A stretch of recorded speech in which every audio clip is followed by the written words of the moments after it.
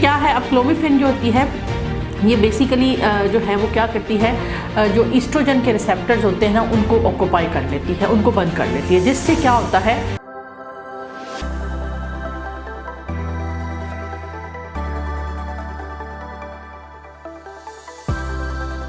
जी। अस्सलाम वालेकुम, मैं हूं doctor Naila, consultant gynaecologist and fertility specialist. आज हमने बात करनी है कि जो अंडे बनने वाली मेडिसिन हैं वो कौन कौन सी अवेलेबल हैं और वो किस तरह से एक दूसरे से मुख्तलिफ है। बेसिकली एग बनने की दो मेडिसिन की क्लास जो है वो एग्जिस्ट करती हैं।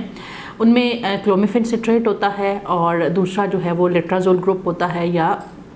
डिफरेंट ब्रांड नेम्स के साथ आता है। जो क्लोमिफेन होता है वो क्लोमेट के नाम से आ रही है, प्रोलिफ्रिन के नाम से आ रही है और बहुत सारी और इस तरह की नेम्स, ब्रांड नेम्स के साथ जो है ये आ रही है, लेकिन इसमें जो सॉल्ट होता है वो बेसिकली क्लोमिफेन होता है। क्लोमिफेन क्या करता है, ये दोनों दवाइयाँ चाहे लेट्राजोल हो गई चाहे जो है वो क्लोमिफेन हो गई, ये दोनों दवाइयाँ जो हैं ये अब बॉडी के अंदर एक हार्मोन को ज़्यादा करती हैं जिसको कहते हैं फॉलिकल स्टिमुलेटिंग हार्मोन। अब ये जो फॉलिकल स्टिमुलेटिंग हार्मोन होता है इसका काम क्या होता है, इसका काम ये होता है कि ये अंडेदानियों को के अंदर जाके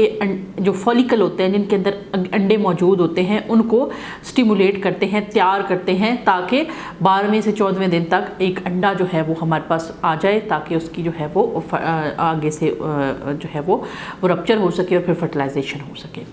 अब बॉडी के अंदर नॉर्मली जो फॉलिकल स्टिमुलेटिंग हार्मोन होता है वो इस क्वांटिटी के अंदर मौजूद होता है कि वो फॉलिकल को प्रिपेयर करे और डोमिनेट करे। लेकिन अगर कोई मरीज़ ऐसा है जो कि PCOS का मरीज़ है या कोई बहुत ज़्यादा स्ट्रेस है या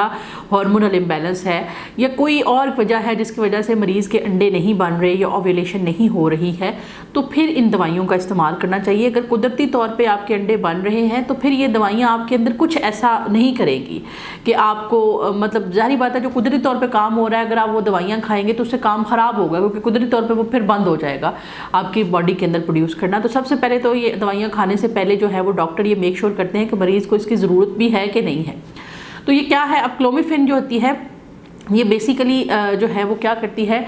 जो ईस्ट्रोजन के रिसेप्टर्स होते हैं ना उनको ऑक्यूपाई कर लेती है, उनको बंद कर लेती है, जिससे क्या होता है कि ब्रेन को ये मैसेज आता है कि बॉडी के अंदर ईस्ट्रोजन की कमी हो गई है, फीमेल हार्मोन की कमी हो गई है, जिसकी वजह से वो क्या कहता है, अब ये जो ईस्ट्रोजन की कमी है ये पिट्यूटरी ग्लैंड के ऊपर जाके उसको बताती है कि जिस्म के अंदर ईस्ट्रोजन की कमी है, तो लिहाजा वो follicle stimulating hormone FSH hormone ज़्यादा पैदा करता है। जब जैसे ही FSH हार्मोन का लेवल ज़्यादा होता है तो अंडेदानियों को ये मैसेज मिलता है कि उन्होंने ज़्यादा जो है वो अंडे पैदा करने हैं और ज़्यादा उनसे फिर ईस्ट्रोजन जो है वो बनता है। इसी तरह से जो दूसरा हार्मोन है लेट्राजोल, जो कि एग बनने के लिए बेसिकली ये ब्रेस्ट कैंसर की दवाई थी, जो कि बाद में इसका पता चला कि ये मरीज़ के जो अंदर है वो एग्स की जो बनने वाला हार्मोन है उसको भी ज़्यादा करती है। तो फिर ये बड़ी ही लोअर डोजेस के अंदर इस काम के लिए भी इस्तेमाल होने लगी। पेशेंट अक्सर हमारे पास आते हैं और कहते हैं डॉक्टर साहब ये ब्रेस्ट कैंसर की दवाई है जो कि आपने हमें दे दी है, ये फेमारा और एरोमैक, लेट्राजोल, लिजरा, इन सारे नामों से आती है और जो है वो ये भी इसलिए मैं ये कह रही हूँ कि इसकी डोज़ आपको डॉक्टर बताएंगे कि कितनी आपने ये जो है वो खानी है।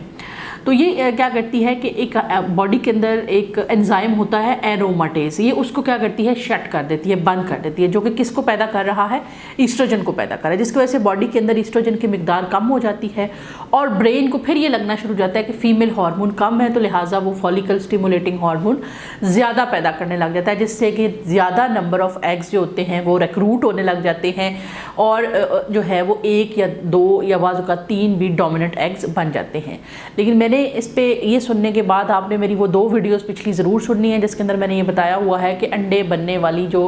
अद्वियात हैं उनके नुकसानात क्या हैं, क्योंकि नॉर्मली फीमेल के अंदर कुछ एग्स प्रोड्यूस एक्टिवेट हो रहे हैं, उनमें से एक एग क्या होता है, डोमिनेंट होता है और वो रप्चर होता है, जिससे क्या होता है कि आगे प्रोसीड करता है। लेकिन जो अंडे बनने वाली दवाइयाँ हैं इनसे बाज़ का 2-2, 3-3 एग्स एक साइकिल के अंदर जो है वो निकल रहे होते हैं, तो लिहाजा अगर आप इन दवाइयों को बहुत लंबे अरसे तक इस्तेमाल करते हैं तो आपकी ओवरीज़ के अंदर एग्स जो हैं वो ख़त्म हो सकते हैं, कम रह सकते हैं, अच्छी क्वालिटी के जो एग्स हैं वो निकल जाएंगे और बैड क्वालिटी के एग्स जो है वो रह जाएंगे। तो लिहाजा आपने जब भी ये मेडिसिन यूज़ करनी है तो आप अपने डॉक्टर से रजू करें, ताकि उसको ये बात पता हो कि आगे इसके क्या क्या क्या साइड इफ़ेक्ट्स आ सकते हैं और मैंने उनको किस तरह से कवर करना है। और ये मेडिसिन जो है वो इनफर्टिलिटी कंसल्टेंट या प्रॉपर सर्टिफाइड गायनेकोलॉजिस्ट जो है, स्पेशलाइज्ड गायनेकोलॉजिस्ट, उसके मशवरे के साथ इस्तेमाल करें। हर जो जनरल फिजिशियन हो गया, जीपी हो गया, या जो सिंपल फिजिशियंस हैं जो कि गायनी के अंदर स्पेशलाइज नहीं है, उनके कहने पे इस्तेमाल ना करें। उम्मीद है आपको वीडियो अच्छी लगी होगी। आप फर्दर किसी वीडियो पे बात करना चाहते हैं,